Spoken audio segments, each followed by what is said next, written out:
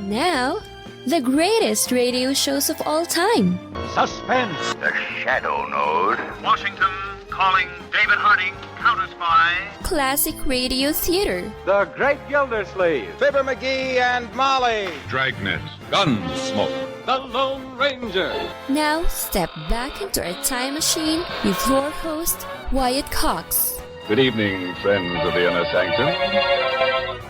The very funny, to me, Stan Freberg show from August 4th, 1957. And the show was great. The problem was a lot of people just don't get satire. In fact, a lot of people don't get the Babylon Bee. They think that what they see there is real instead of satire. Anyway, Stan Freberg, August 4th, 1957, a reference that went back 2 years in this show because the Lox Audio Theatre ended in 1955. But let's listen to this about the Stan Freberg show and the Lox Audio Theatre. Wow, man, I'll have to ask you not to gong like that. Oh, well, It's yeah. like right in my ear, man. Well, I was just trying It's too piercing, man. It's too piercing.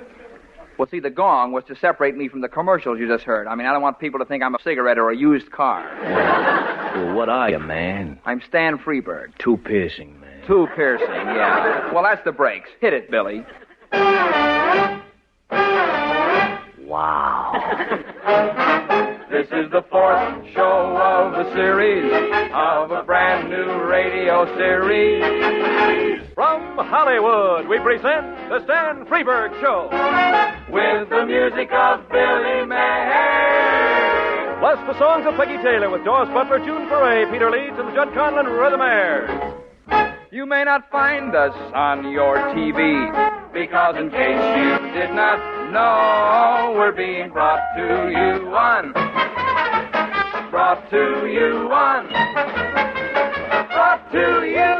RADI.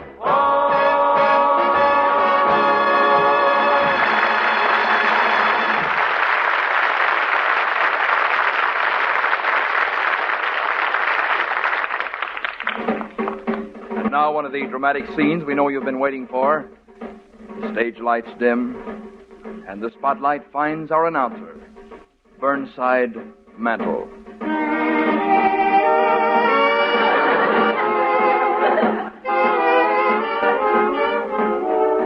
Thank you. Great moments in history. We bring you the story behind these moments. The time is April the 18th, 1775. The place, Charleston, Massachusetts. It is night, and high in the steeple of the Old North Church, 2 lanterns are gleaming. 1 if by land, and 2 if by sea. The British are coming. Quick, Paul Revere, quick. The British are coming. Get on the horse. First you give me the money, then I'll get on the horse.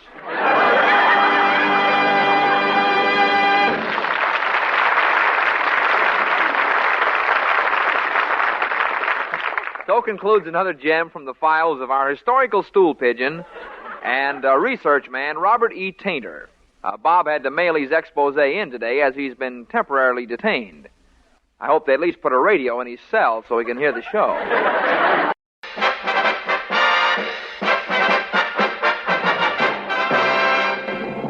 High five, high five, high five, high five, high five, high five, high five, high five, high five, high five, high five, high five, high five. High five. Just what does it all mean? We are fortunate to have with us the eminent electronics engineer and scientist, Dr. Herman Horn, who will demonstrate for us the meaning of the word hi-fi. Thank you. And incidentally, hi-fi is 2 words hyphenated in the middle. The word hi-fi. 2 words. Now, I've told you once. I won't tell you again. The words hi-fi. That's better. Have become a part of our daily vocabulary. Still, many people do not completely understand. And so, it is to them that this lecture is dedicated. Doctor, one moment, please. I'm just testing the equipment so I'll be ready for the lecture if that big fat mouth of yours ever stops flapping and you introduce me. I'm trying to. Well, try a little harder. Yes. Please.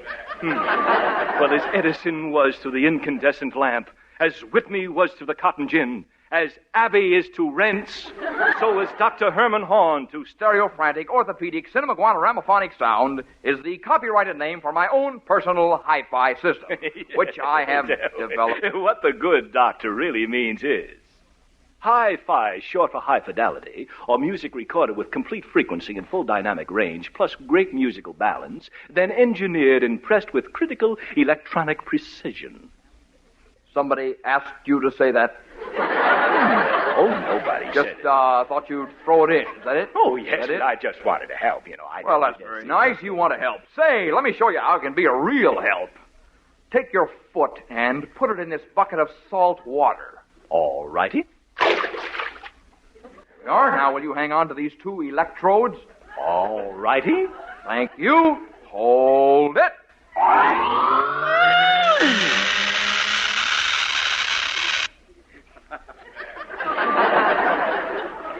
To continue, ladies and gentlemen, here is some average sounds you hear every day around the house, which my assistant, Mr. Strudelmeyer, is going to play through hi-fi. Listen.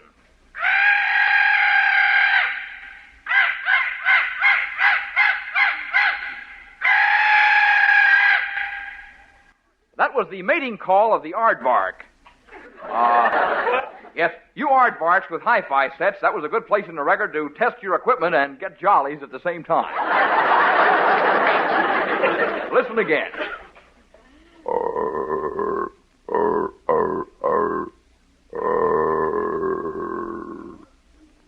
You know what that was? That was the same mating call, only played backwards and slowed down. It is no longer attractive to aardvarks in this condition, but it gives my assistant Strudelmeyer goosebumps. Here's something you don't hear every day.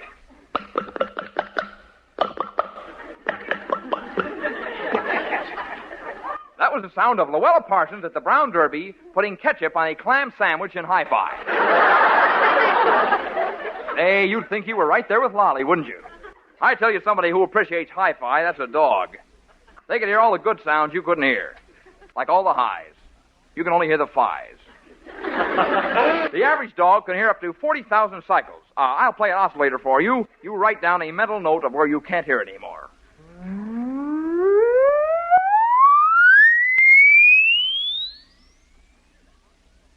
You don't hear that, do you? That's the part the dogs like. Don't you wish you had dog's ears? Matter of fact, a friend of mine back in Scranton got so mad that his dog could hear more than he could, he went to a plastic surgeon and had dog's ears put on him. He couldn't hear for sour apples, but he got a part in the picture, Frankenstein meets the Wolf Man. Where was I? Oh, yes, dogs. I have recorded a whole symphony at 40,000 cycles for only dogs to hear. If you can hear it, believe me, worry a little. All righty, put on the record, Strudelmeyer.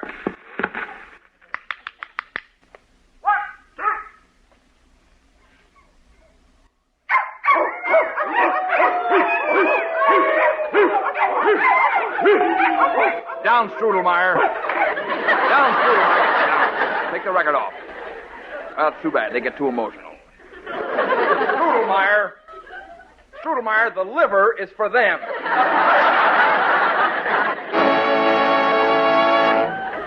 So concludes the first of a series of fascinating lectures on hi-fi by Dr. Herman Horn. I feel sure that you, like us, will get a lot from these educational talks. The preceding 4 minutes of time has been relinquished by Stan Freberg in honor of Deafen Your Neighbors Week.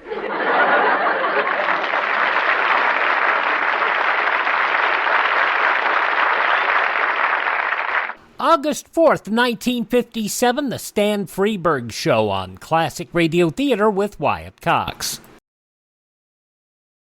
The Lox Radio Theatre ran on CBS from 1935 to 1954, ran its final season on NBC from 1954 to June of 1955, but that did not stop Stan Freberg from parodying it. August 4th, 1957, The Stan Freberg Show.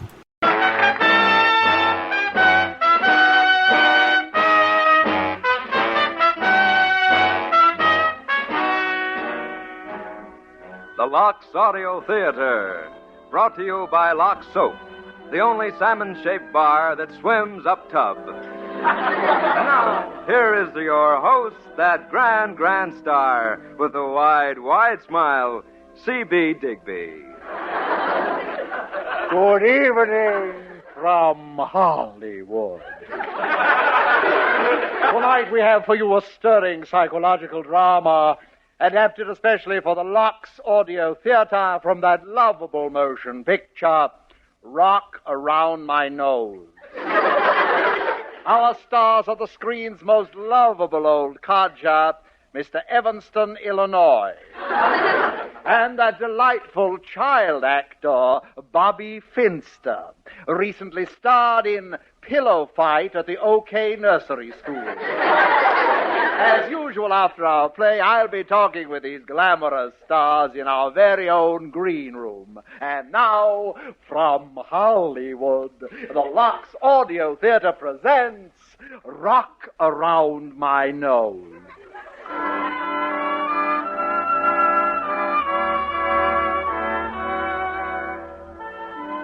In the library of his palatial mansion, on his magnificent estate in Puce Hills, Connecticut, a troubled man sits aimlessly playing with his fabulous collection of pigeon blood rubies.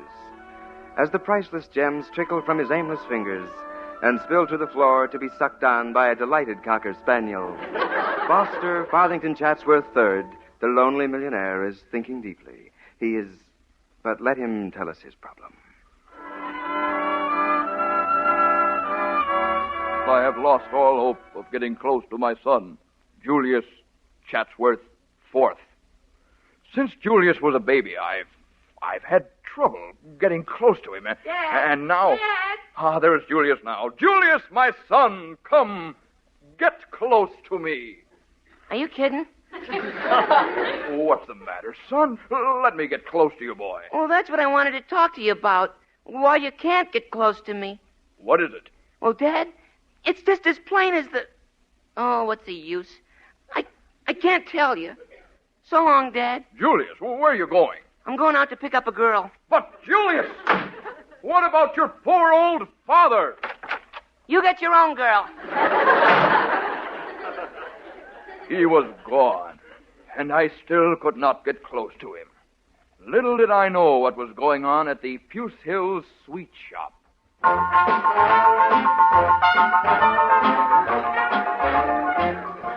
Hiya, Julius. Oh, hi, Marty. How's things at the butcher shop? Oh, I managed to do a little cutting up. How's with you?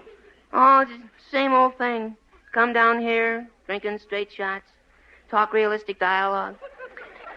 I'm not getting any younger. I made a mockery of my life. I want to get married. But you're only 8 years old. Oh, you're always throwing that in my face. What's the matter? You cold? No, I'm struggling inwardly.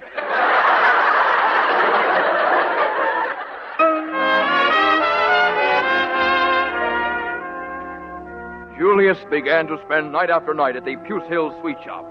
I could no longer interest him in a hobby, so I took up a hobby. I began to study golf. And one day at the country club, as I was taking a lesson from the pro... No, Mr. Chatsworth. No, you sliced again. You got to keep your eye on the ball. Yes, I know, but that's very difficult, Mac. My nose overshadows it. You got a pretty big proboscis. It is a bit outside, isn't it?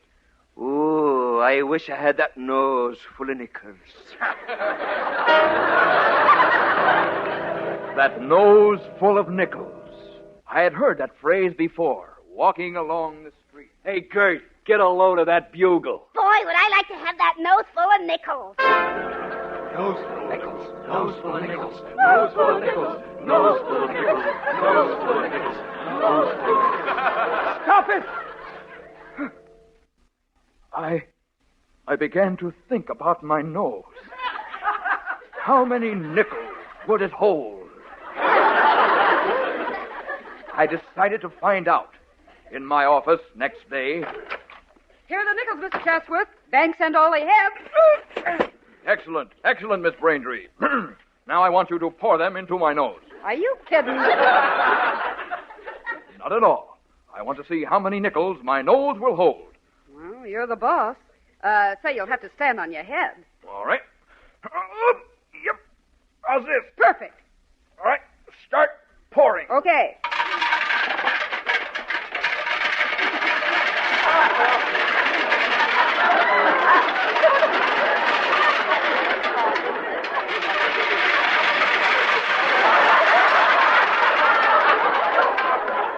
Well, I guess that does it. You can stand up now. Okay.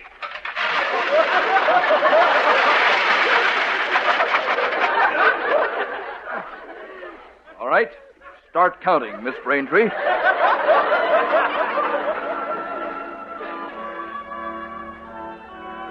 When the final count was in, I learned something new about myself. The number of nickels that my nose could accommodate amounted to $241.73. That 73 cents bothered me. Oh, well. That night in our drawing room, I confided in my wife, Mrs. Foster Chatsworth III. Foster the Third, that's it. What? That's why you can't get close to your son, Julius. It's your nose. Remember when you used to pick him up from the cradle, you couldn't see him? By thunder, I think you've hit it. And now that he's grown taller, whenever I try to get close to him, why, my nose knocks him down. That's why he backs away. Pop Chatsworth the Third, there's only one thing to do. Yes, I've got to get a nose job. I'm heading for the last nose job.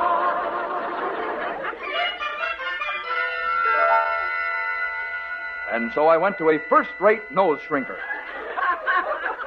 There you are, Mr. Chatsworth. From now on, your nose wouldn't hold enough nickels for a local phone call. Thank you very much, Doctor.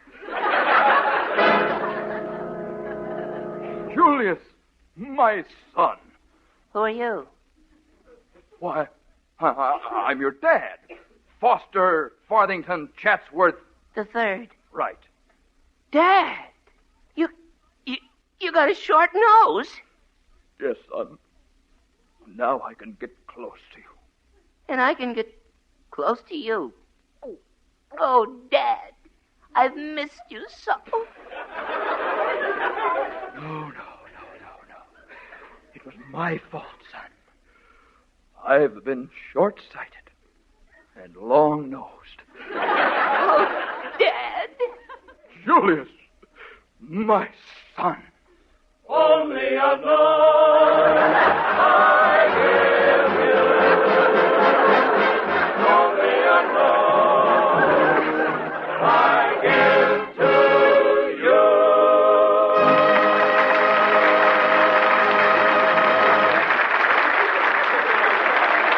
And so you have heard Rock Around My Nose, specially adapted for the Lox Audio Theatre. And now here in our very own green room with me are the stars of this lovable production, Mr. Evanston, Illinois, and little Bobby Finster. It's a great honor to have you in the green room, Evanston. Well, it's a great honor to be in the green room, CB. And that was a delightful performance you just gave, Bobby. Well, I felt that, it was a challenge, CB. Well, you met that challenge beautifully for an 8-year-old boy. I think we can knock off that 8-year-old boy routine any time now, you know. Look, I'm a 37-year-old midget with a wife and 3 kids in Kansas City. In that order. Tell me, Evanston, how did it seem to be working with little Bobby Finster again? Perfectly miserable. Well, surely you're joking. It wasn't exactly a picnic for me, Mr. Evanston Has-Been, Illinois. What do you mean, has been? Ah, come on, you big ham. What? If you hadn't gotten this job tonight, they would have turned off your gas. Why, you vicious little monster. Take your hands off me, you old goat. Leave me alone. Kick him in the teeth. Leave me We're alone. having a little fun here in our very own green room tonight, folks. I see our time is up. Now, next week... Who cares about next week? How much do I get paid for this week? Shut up, Finster, shut up. What is for next week, CD? Hey, what you doing after this show, baby? What you doing with that cigar? Keep away from her, And you. so, friends, Lox, the only salmon-shaped bar that swims up pub, has brought you another formal interview in our very own little green room. Next week we present Love Thy Neighbor. You big jerk! This is C.B. Digby saying... Take your foot out of my mouth. Good night to you from Hollywood.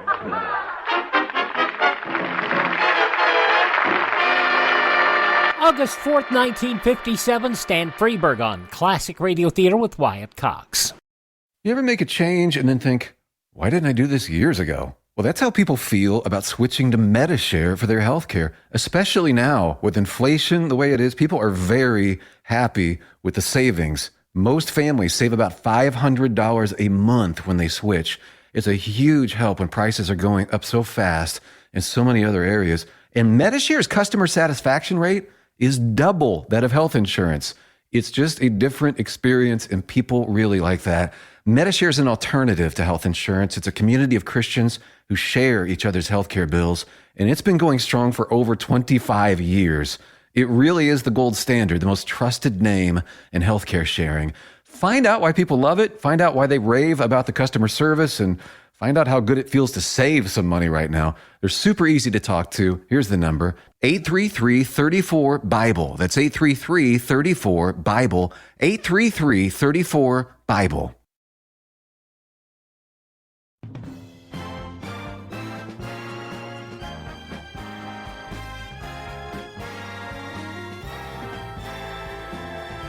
Now on Classic Radio Theatre with Wyatt Cox, the conclusion of the Stan Freberg Show from August 4th, 1957. In Mr. H. Allen Smith's book, The Rebel Yell, there seems to be some dispute among Southerners as to how the actual Southern rebel yell went.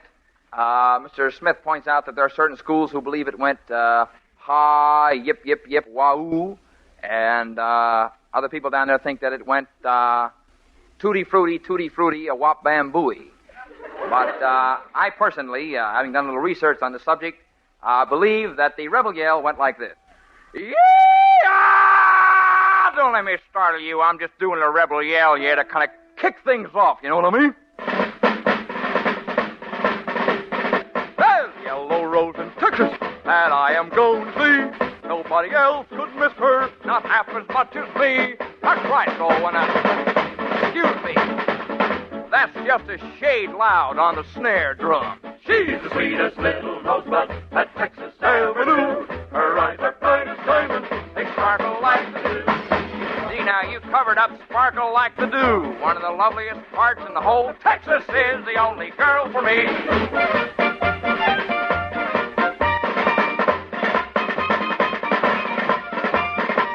You covered up the piccolos there. Where the Rio Grande? Where the Rio? Where? See, my feeling is that whilst I loves a good snare drum, I feel that volume-wise it's just a little bit too much what you're doing there, see? See what I mean? See what I mean? Now you try and hold it down, will you? Appreciate it. Appreciate it. Where the Rio Grande? Appreciate it. Where the Rio Grande is flowing, and Starry's got that better. She walks along the river, and the quiet, oh, that's so much better. But oh, that she remembers when we parted long ago. You know that there's just a world of difference. Mercy, she's the sweetest little rosebud that Texas ever knew. Her eyes are bright as diamonds, they sparkle like the dew. See, now you're slipping back in your old habits again. Why do you do that? Why do you? Texas is the only girl for me. I love a good snare drum myself, but I'm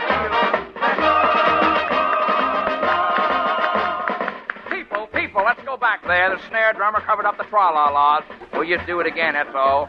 Smart Ellie. Tra-la-la-la-la-la-la, tra-la-la-la-la-la-la, tra-la-la-la-la-la.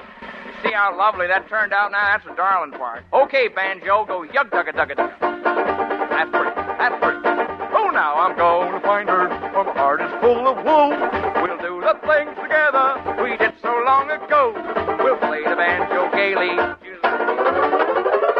Excuse me, you ain't any kin to the snare drummer, are you? She's the sweetest little rosebud that Texas ever knew. Her eyes are bright as diamonds. Why do you do that? Why do you burst out like that?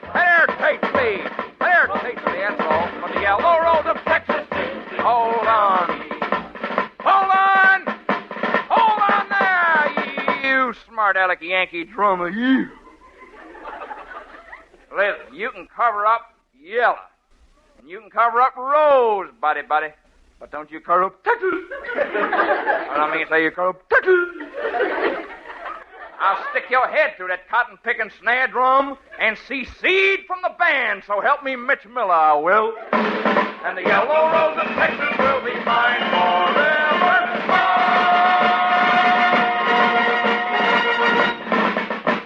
Come off, man, the record's over, you idiot. Stop it, I say. Stop it. Stop it out. I'm getting out of here. He ruined the ending. One of the loveliest parts in the whole piece.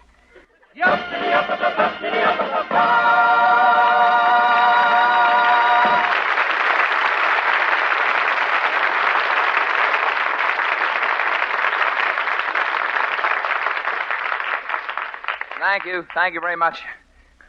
Well, that's about it for this time around. I'll be back next week with a new throat. Crazy.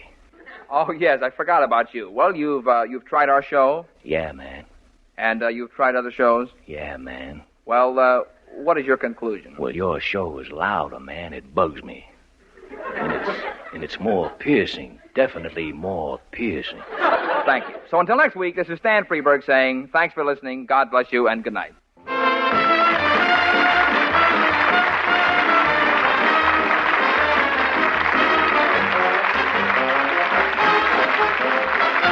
Stan Freberg Show is produced in Hollywood by Pete Barnum and is written by Stan Freberg, Pete Barnum, Jack Roach, and Doris Butler, with original songs by Stan Freberg. Featuring the music of Billy May, Judd Conlon's Rhythm Airs, and the songs of Peggy Taylor with Doris Butler, Peter Leeds, and June Foray. Also in the cast was Hans Conried. Bud Sewell speaking. Too piercing. August 4th, 1957, Stan Freberg on Classic Radio Theatre with Wyatt Cox. Now we go to the soap opera Claudia here on Classic Radio Theatre with Wyatt Cox. This episode originally broadcast August 4th, 1948. And now, Claudia. Mama, where are you? Mama! Leave that poor woman alone, Claudia. Mama doesn't like to be left alone, David. How do you know? Instinct. You haven't any. Oh, just the contrary. That's all I've got. She either doesn't hear you, or she doesn't want to answer you. Wonder what she's up to. Well, I'm up to trying to read my newspaper, if you'd let me. She said she was going to her room for only a few minutes. She's still gone. Maybe she's flown away. David, fly away, too, and see if she's all right. I will not. Don't you care? Not a bit. Mama will be very glad to hear that. This morning she said she had a headache. Well, if she has a headache, she certainly wants to be left alone. Well, I don't like to be alone when I have a headache. When did you last have a headache? I don't remember. Look, darling, if it'll make you feel any better, why don't you run in and see how Mama is? You wouldn't think me a fool if I did? I might, but go ahead anyway. All right. I hope my son isn't going to be that way about me. What way? A fool. Mama! Hey, Mama, where are you? I'm in here. Where is in here? In the nursery. Who wants to know? Just me. What are you doing in there? Is it any of your business? It certainly is. Well, then, I'm getting things ready for the baby's bath. Oh, you make it sound like a project. It is, rather. How's he doing? How's your headache? What headache? The one you said you had this morning. I didn't have a headache. Then why did you say you did? Perhaps for a little respite and solitude. Respite and... I ought to put you to bed without any dinner for that. Now, out of my way. I'm busy. I told you I was getting things ready for the baby's bath. Oh, that. I'll do it. That's what you think. Huh. I suppose you don't think I can, do you? I know that you can. Well, that settles it. Oh. I shall give the baby his bath. You insist? Absolutely, positively. I suppose there's no point in arguing? None at all. You won't even listen to reason? Well, that is the last thing I would listen to. In that case, I resign myself. I tell you, I'll make a bargain with you, Mrs. Norton. Name your terms, Mrs. Brown. I will teach you to give the baby a bath. Oh, that's very sweet of you, very sweet. It's a bargain? Well, I know how, but it's a deal. You promised to listen to what I say and no funny business. I said it's a deal, didn't I? I don't trust you somehow. And me, your one and only daughter. The apple of your eye. Claudia, where are you going? Get David. He's had his bath, hasn't he? I refuse to give one to him. I intend to make this bargain a real bargain, Mommy. You can teach David at the same time. Claudia, those weren't my terms. Too bad, they're mine. David. Say, David, you're through reading your paper, aren't you? From the look in your eye, my love, I'd say I am. Good, because I've got something better for us to do. What now? Well, you don't have to look so long-suffering about it. How should I look? Interested. And first tell me what the something better is. Mama says she wants to teach us to give the baby a bath. Is that what Mama says? Well, she didn't exactly say she wanted to, but she thinks it's a good idea. I think it's a great idea. You do? As a matter of fact, darling, I think there are a couple of things that we might teach your mother. Oh, David, you're wonderful. That's the same thing I was thinking. Exactly the same thing. All right, shall we up and give your mother a lesson? Leave us up? Mama? David promises he'll be good if you let him watch, too. You little liar. Dare I trust David? Dare you not? All right, I'm overruled. But as I said to that daughter of mine, no funny business. Well, what on earth could be funny about a baby's bath? I don't know, but I'm sure you'll find something. Now, get away from me, Mama. I'm going to do this alone. You are indeed. David, she doesn't think I can give the baby his bath. I wouldn't stand for such insults, darling. Mama, David says not to stand for such insults, darling. I ignore him, too. Who are you worried about most, Mother, Claudia or the baby? Claudia. She hasn't as much sense as the baby. She might drown herself. Now, all into the bathroom. We'll get started. Mama, you stand to one side over there like a professor. And you, David, you stand t'other side like a student. And who are you? I am the demonstrator. Demon is right. Now, let's see. Water. Lukish warm. Only Lukish, no warmer. Isn't this a wonderful way to celebrate Bobby's 1-month birthday? It's not his 1-month birthday until tomorrow. Oh, what's a little day? He was as good as born the night before. The night before, you had no idea you were going to have a son. Oh, that's what you think, Grandmama. She'd known it for months. Thank you, David. Now, let's see. The water is just about the right temperature. It's soap, oil, talcum powder. You put the towels on the heater so they'll be warm. Such pampering. Don't forget to hold his head up with your left hand. Say, I wonder if Bobby will grow up to be a good swimmer. A marathon, channel crossing swimmer. Oh, you're so ambitious for him, darling. I'd feel a lot better if he knew how to swim now. You're even more ambitious for him, Mom. I'll go and fetch him. Now, mind you, one false move and I'll lock you up in a closet, Mrs. Norton. If I'm old enough to have had the baby, I certainly think I'm old enough to bathe him. Age takes no talent. But evidently bathing a baby does. David, you traitor, you double-crosser. Is she calling you names too, David? Just a few bouquets thrown my way. I'm accustomed to it. Well, here's the victim. Your first ordeal, you poor baby. Come to Mama, Tootsie. His name is Bobby. Don't you want Tootsie to test the water with his big toes to see if it's too cold? Oh, that's a brilliant idea, David. Mama, isn't it helpful to have a man around? I reserve judgment. Now, let's see. Too cold or too hot, Skeezy? He says just right. Then in he goes. Claudia, please be gentler. He's so small. Oh, you want to play, eh? Now, two can play at that game, young man. Now, not so rough, David, please. Oh, he's a big boy. He can take care of himself. David, you're getting me all wet. You are all wet, both of you. Pass me the soap. I'm taking over. You are not. I'm doing this. I am his father. I know that. Children, don't you know better than to argue when the fat's in the fire? When the fatty's in the water, you mean? She kills herself, Mother. Just so long as she doesn't hurt the baby. Oh, for heaven's sake, don't use so much soap, Claudia. I use as much as I please. I love suds. Stubborn. Brutal. Just like you. That's telling her, Claudia. Say, on whose side are you, David? Me? Both.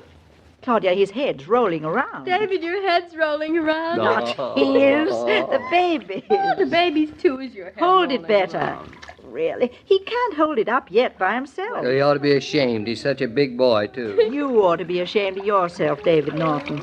He's wiggling. Hey, now stop that. Stop that? What a dope he is, wiggling like a worm. Oh, he's a regular little fish of a baby. He loves his bath. One says worm, the other says fish. Honestly, Mama, you sound as if you were talking to an infant. I adapt myself to the situation. Now, it's high time you started treating your grandson like a man. But he isn't a man yet. He is, almost. Besides, how's he ever going to know if you don't treat him like one? He'll know soon enough. Not too soon for me. Well, now, how's the bath coming, Schoolgirls? I prefer not to say. Poor baby. I am doing brilliantly. What do you think, David? Oh, I'm impressed. I'll be the same for you sometime. No compliments from you, Mama. Well, in spite of all your tomfoolery, you did all right. Your bark's worse than your bite, but you will be able to take your bath on the floor. Yes. Water's almost knee-high already. I should have worn my galoshes. That's only because Bobby's starting to think he's too big to be given a bath in one of these little baby things. Maybe I ought to try the sink. Over my dead body. That's true. We might go down the drain. Well, how about a big wooden wash bucket? That's a better idea. Would you like me to go get one now? Yes, we can finish up in it. You'll finish in this. What's more, you'll bathe him in this apparatus several more months. Mama is holding him back, David. Typical grandmother. Keeping the baby young keeps her young. Oh, I guess that's it. I've half a mind to... Hand me the towel, Mama. I thought you didn't want any help. Handing a towel doesn't count. There, now how does that feel, my little man? Pretty good, eh? Oh, feels fine. You utter goop. Well, you asked me, didn't you? Now listen, you poor fatherless child. We're going to dry you off and rub you all up with talcum powder and put you back into bed. Mom, it's sizzling in this bathroom. Open a window. I will not. Want him to catch pneumonia? Oh, he won't catch it. I'm telling you, Mama, we simply have to quit treating him like a fragile mouse. Yes, he can stand on his own 2 feet. You'll get bow-legged. He's bow-legged now. Hey, look at him smiling. He's going to be quite a gentleman with the girls, don't you think? A killer like you. It's too early to tell. Well, haven't I proved that I'm a killer? For the last time, I mean the baby. Lie down there, Bobby, and be quiet. You'll get talcum powder in your mouth. I don't think you'll like that much. Let me do it. You're shaking it all over the bathroom. If you don't get out of the way, Mama, I'll shake it all over your nice blue dress. Claudia, just a suggestion. Yes. Don't you think he'd be sweeter if we shook him over with nice confectionery sugar instead of plain old talcum powder? You try it, and I'll shook you, and it won't be talcum powder either. Mama's serious, David. You think so? Yeah, think so. Well, maybe she's tired. What from? I've been doing all the work. She said she was going to give us a lesson, but of course... Not a very good teacher. No. I'm not in the mood for any more insults, and neither is your offspring. Now, say hello to him before I put him to sleep. There. Hey, he's dry. Of course he's dry. I just gave him a bath. Wonders of wonders, after a bath is the only time he's dry. David, you're such a dope. You're shocking my mother. Well, it's about time. I've been trying to shock her for months. Now, come on to bed, fella. Come on, it's time for your nap. Oh, thank goodness for that. Hey, I could throw you in your crib from just about here. You can fly through the air and then drop gently on your mat. David, if you throw him, I'll never, never forgive you. Wind up 1, 2, 3... Get set, go! David, stop. Stop? This minute, I insist. Oh, sorry, fella. Your grandmother won't let us play. All right. I'll put you down gently. There you are. Now, thank you, Grandma. Oh, my heart's beating like a racehorse. Oh, darling, you make such a nice bully of a father. I think I'm entirely too lenient. Oh, yes, much too lenient, That's much too gentle. If you were any gentler, your son, I shudder to think what had happened to him. Cheer up, David. Mama may not love you, but I do. I think you're the greatest little bath giver that ever lived. If you'll excuse me, I am going to my room, take an aspirin, and lie down. Mama, I thought you said you didn't have a headache. I didn't, but I have one now, a humdinger. Poor Grandma. She gets tired watching us work. Well, the solution is, darling, from now on, we'll just let her give the baby his bath. And I'll feel perfectly safe about it, too, David, because we've given Mama such a wonderful lesson. Haven't we, Mama? The long summer days are a boon to everyone but Mother, who sometimes finds that the longer the day, the more work hours. If summer vacation time proves no vacation for you, why not consider ways of lightening your chores? One sensible plan is to pause occasionally and refresh yourself with ice-cold Coca-Cola. The work-refreshed idea is spreading rapidly in factories, offices, and shops.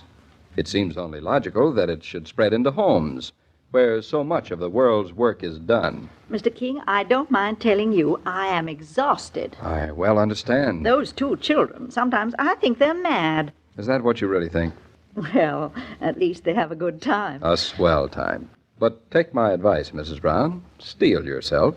You mean I'm to have more tribulations and more trials? Many more. If Claudia and David can have such fun with a mere baby's bath, think what they can do with making a bed. Oh, dear, I don't dare think. Then don't, but do come around tomorrow. I'll be there. Goodbye, Mr. King. Goodbye. Every day, Monday through Friday, Claudia comes to you transcribed with the best wishes of your friendly neighbor who bottles Coca-Cola. So listen again tomorrow at the same time. And now this is Joe King saying au revoir. I told you, such a fun little show. And it definitely doesn't really deserve the title of soap opera. But it's a nice serial. Claudia here on Classic Radio Theater with Wyatt Cox. We thank you for making us a part of your day. Would you please thank this radio station and support their advertisers? It's their kindness and courtesy that allows us to come with you each and every day we're here on your favorite radio station. Now, if you miss a day here, you don't have to miss a single show. All of our shows are available on demand through my webpage, classicradio.stream. There you can stream the shows on demand. You can learn more about building a classic radio collection of your own. You can find a listing of all the podcast applications where you can get the show as well. You can also find a list of all of our social media links at classicradio.stream. You can contact me, and if you want to really show your support for this show, you can buy me a coffee. That'll help us build toward bringing you more great classic radio theater shows as we're able to acquire newly discovered shows from a number of collectors. That webpage again, classicradio.stream. Thanks for tuning in. Tell all your friends the great radio shows are right here at this spot on the dial. Classic Radio Theater with Wyatt Cox on your favorite radio station.